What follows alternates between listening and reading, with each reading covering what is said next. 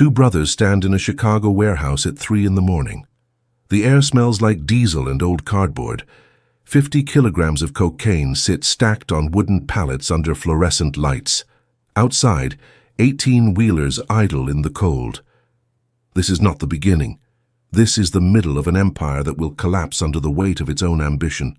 If you love stories about loyalty tested by fear, power built on blood, and betrayal that rewrites the rules of survival, make sure to follow, because this one ends with two men turning on the most wanted criminal in the world and watching their father pay the price.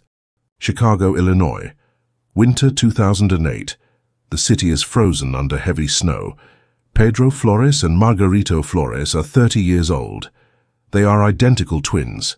They wear expensive watches and drive bulletproof SUVs. They do not look like drug lords. They look like businessmen. In the underworld, they are untouchable.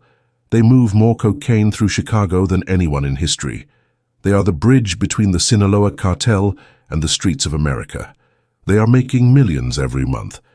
And they are about to make a decision that will change everything. The Flores twins were born in 1978 on the southwest side of Chicago. Their father, Margarito Flores Sr., is a Mexican immigrant. Their mother works in a factory.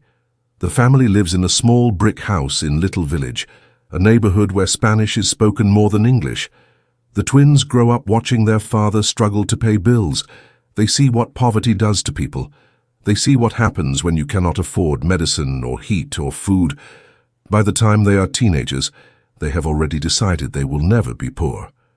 In the early 1990s, Little Village is controlled by street gangs. The Latin Kings and the 2-6 Nation fight over corners and territory. Pedro and Margarito do not join gangs. They are smarter than that. They watch, they learn, they understand that the real money is not in street dealing. It is in supply. By the time they are 18, they are moving weight for local dealers. They do not use drugs. They do not flash money. They are careful. They are disciplined. They are invisible.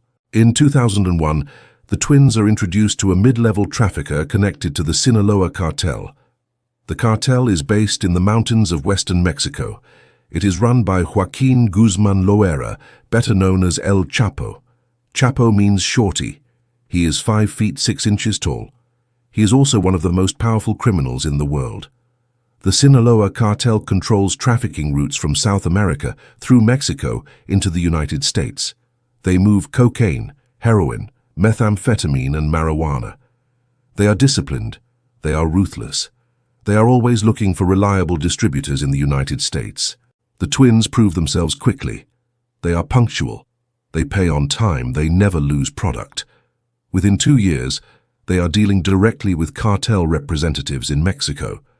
By 2005, they are moving hundreds of kilograms every month. They buy trucks, warehouses, and safe houses. They employ drivers, mechanics, and couriers. They launder money through car dealerships and construction companies. They are building an empire. Chicago is the perfect distribution hub. It sits at the center of the country. Highways run east, west, north, and south. The twins use this geography to their advantage. Cocaine arrives from Mexico, hidden in secret compartments inside semi-trucks. The trucks pass through border checkpoints in Texas, Arizona, and California. Once inside the United States, the drugs are driven to Chicago. From there, the twins supply dealers in Detroit, Cincinnati, Columbus, Philadelphia, New York, and Washington. They are wholesalers. They do not touch the product. They coordinate logistics. They manage risk. They are businessmen. El Chapo notices. In 2005, the twins are invited to meet him in person. They fly to Culiacan, the capital of Sinaloa. They are picked up at the airport by armed men in SUVs. They are driven into the mountains. The meeting takes place at a ranch surrounded by armed guards. Chapo is polite. He speaks quietly. He asks questions about their operation. He asks about routes, clients, and security. He is impressed. He tells them they are now his official distributors in Chicago. He tells them they can buy as much product as they want. He tells them they will always be protected. For the next 3 years, the twins move cocaine at an industrial scale. They are buying 500 to 700 kilograms per month. Each kilogram costs them $14,000 in Mexico. In Chicago, They sell it for $26,000. The profit margin is enormous. They are clearing millions every month. They reinvest the money into the operation. They buy more trucks. They hire more drivers. They open more stash houses. They are operating like a corporation. The money has to go somewhere. The twins use a network of couriers to transport cash back to Mexico. The cash is packed into duffel bags and hidden inside vehicles. Sometimes they use the same trucks that brought the drugs north. The couriers drive the money back across the border. Once in Mexico, the cash is counted and delivered to cartel accountants. Between 2005 and 2008, the Flores twins send more than $1 billion back to the Sinaloa Cartel. Some estimates say it is closer to $2 billion. The numbers are so large they become abstract. But the twins are not safe. The Drug Enforcement Administration is watching them. The DEA has been investigating the Sinaloa Cartel for years. They know the twins are major players. They have wiretaps on their phones. They have informants inside their network. They have surveillance teams following their trucks. The DEA builds a case slowly. They document deliveries. They photograph safe houses. They record conversations. By 2008, they have enough evidence to indict the twins on federal drug trafficking charges. The penalty is life in prison. Pedro and Margarito know they are being watched. They can feel the pressure. Their phones are acting strange. People in their circle are disappearing. Shipments are being intercepted. They hold a meeting in a hotel room in downtown Chicago. They sit across from each other at a table. They do not speak for a long time, then Pedro says it out loud. They are going to get caught. The only question is when. They have two choices. They can run or they can cooperate. Running means going to Mexico. It means living under cartel protection. It means giving up their families, their homes, and their freedom. It means becoming fugitives forever. Cooperating means turning on the cartel. It means becoming informants for the federal government. It means betraying El Chapo. It also means a chance at survival. The twins know what happens to informants. They are tortured. They are killed. Their families are killed. But they also know what happens to traffickers who get caught. They die in prison. In early 2009, the twins reach out to the DEA. The meeting is arranged through their lawyer. It takes place at a federal building in Chicago. Pedro and Margarito sit across from two DEA agents and an assistant United States attorney. They offer to cooperate. They offer to record their conversations with cartel leaders. They offer to testify in court. In exchange, they ask for reduced sentences and witness protection for their families. The government agrees. The twins become the most valuable informants in DEA history. They are given recording devices. They are instructed to continue their operations as if nothing has changed. They are told to act normal. Over the next several months, they record dozens of phone calls with cartel representatives. They record conversations about cocaine shipments, money transfers, and enforcement actions. They record conversations with El Chapo himself. On one recorded call, Chapo talks about a shipment that was seized by Mexican authorities. He is calm. He tells the twins not to worry. He says the authorities are paid off. He says the shipment will be released. He laughs. The twins are recording everything. They know these tapes will be used to prosecute the most wanted man in the world. They also know that if the cartel finds out, they are dead. The operation continues for months. The twins deliver cocaine. They collect cash. They send money back to Mexico. They attend meetings. They take calls. And all the while, they are gathering evidence. The DEA is building a case not just against the twins, but against the entire Sinaloa Cartel. They are targeting suppliers, transporters, money launderers, and enforcers. They are preparing indictments against dozens of cartel members. The goal is to dismantle the organization from top to bottom. In late 2009, the DEA makes its move. Federal agents execute search warrants across Chicago. They raid warehouses, safe houses, and stash locations. They seize cocaine, cash, vehicles, and weapons. They arrest dozens of people connected to the Flores operation.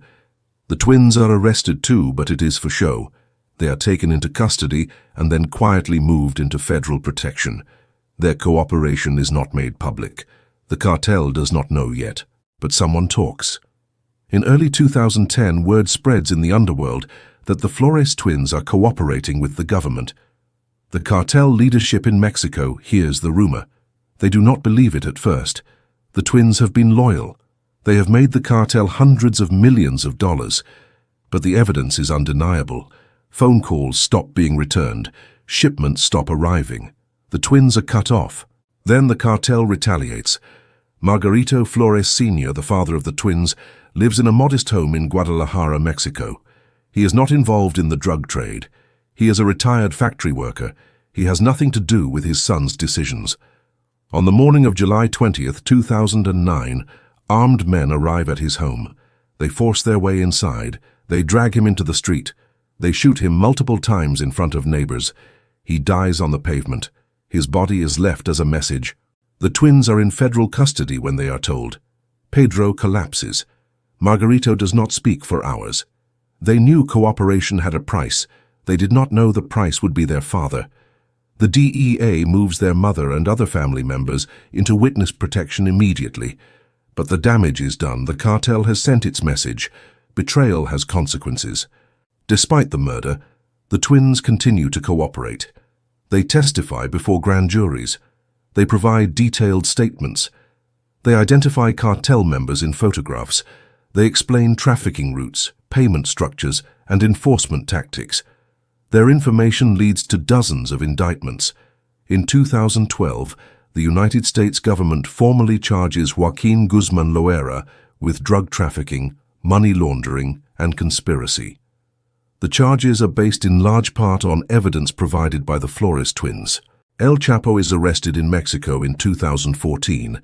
He escapes from prison in 2015 by crawling through a tunnel dug under his cell. He is recaptured in 2016. In 2017, he is extradited to the United States. His trial begins in November 2018 in a federal courtroom in Brooklyn, New York. It is one of the most highly publicized criminal trials in American history. The courtroom is packed with reporters, federal agents, and family members of victims. The Flores twins testify. They are brought into the courtroom under heavy security. They wear civilian clothes. They do not make eye contact with El Chapo. Over 2 days, they describe their relationship with the cartel. They describe meetings in the mountains. They describe phone calls about cocaine shipments. They describe how the cartel operates. They describe how much money they made. They describe how much money they sent back to Mexico. They describe the murder of their father. El Chapo sits at the defense table. He does not react. He does not speak. His lawyers try to discredit the twins. They point out that Pedro and Margarito are convicted felons. They point out that the twins made billions of dollars trafficking drugs. They argue that the twins are lying to save themselves. The jury does not agree. On February 12, 2019, El Chapo is found guilty on all counts. He is sentenced to life in prison, plus 30 years. He is sent to ADX Florence, a supermax prison in Colorado. He will never be released. The Flores twins are sentenced too. In 2015, Pedro and Margarito each receive 14-year sentences. Because of their cooperation, they avoid life in prison. They are placed in protective custody. Their exact location is not disclosed. Their families are relocated under new identities. The government considers their cooperation a success. The twins consider it survival. But the cost is permanent. Their father is dead. Their names are known throughout the underworld. They can never return to Chicago. They can never return to Mexico. They live under assumed identities in undisclosed locations. They have security details. They look over their shoulders every day. They know the cartel does not forget. They know that somewhere someone is looking for them. The story of the Flores twins is not a story of redemption. It is not a story of justice. It is a story of choices and consequences. They chose to build an empire. They chose to work with the most dangerous criminal organization in the world. They chose to betray that organization. They chose cooperation over death. And they chose to live with the weight of what that cooperation cost. The Sinaloa Cartel did not collapse after El Chapo was imprisoned. New leaders emerged. The organization adapted. Trafficking routes continued. Cocaine still flows into the United States. The demand has not decreased. The supply has not stopped. The war on drugs grinds on. The Flores twins were a major victory for law enforcement, but they were not the end. Today, Pedro and Margarito Flores are in their mid-40s. They are alive. That is more than most informants can say. They gave the United States government everything. They gave them recordings. They gave them testimony. They gave them El Chapo. In return, they received reduced sentences and new lives. But they also lost their father, their freedom, and their names. They live as ghosts in a system that used them and moved on. Their story is a reminder that in the world of organized crime, loyalty is currency and betrayal is death. The twins broke the code. They turned on their partners. They cooperated with the government. They survived. But survival is not the same as winning. They are alive, but they are not free. They are protected, but they are not safe. They will spend the rest of their lives looking over their shoulders, waiting for the day someone finds them. This is the true story of the Flores twins. Two brothers from Chicago who built a $2 billion empire, snitched on the most powerful drug lord in the world, and paid for it with the life of their father. They made a choice, and they will live with that choice forever.